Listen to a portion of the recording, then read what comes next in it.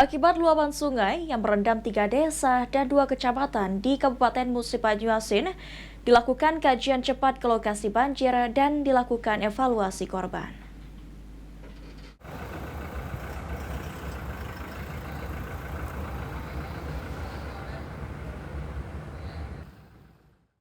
Akibat hujan lebat yang mengguyur Kabupaten Musi Banyuasin mengakibatkan 3 desa di 2 kecamatan di Musi Banyuasin terendam banjir, yakni di Desa Peninggalan Kecamatan Tungkal Jaya, serta Desa Pangkalan Tungkal dan Desa Payat Ilir Kecamatan Payung Lincir.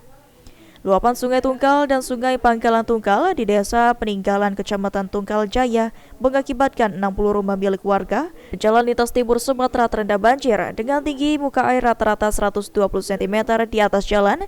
Akibatnya arus lalu lintas menjadi terganggu.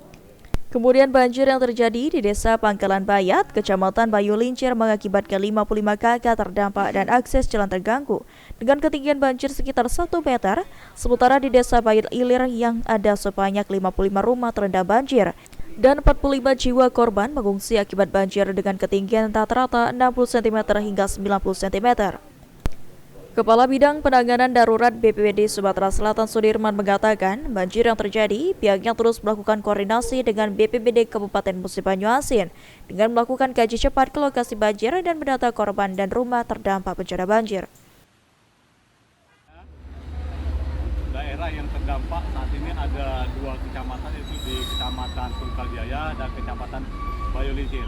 Kalau untuk di Kecamatan Tungkal Jaya, tepatnya di Desa Peninggalan, yang terdampak ada 60 kakak dan 60 rumah yang terdampak banjir.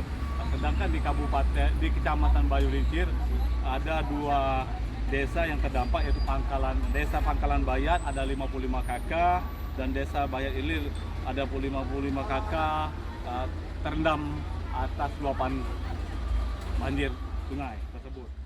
Sementara untuk jalan lintas timur yang sempat terdampak dan tidak dapat dilalui, saat ini debit air mulai surut dan arus lalu lintas di jalan lintas timur mulai bisa dilalui oleh kendaraan. Eki Saputra, PAL TV.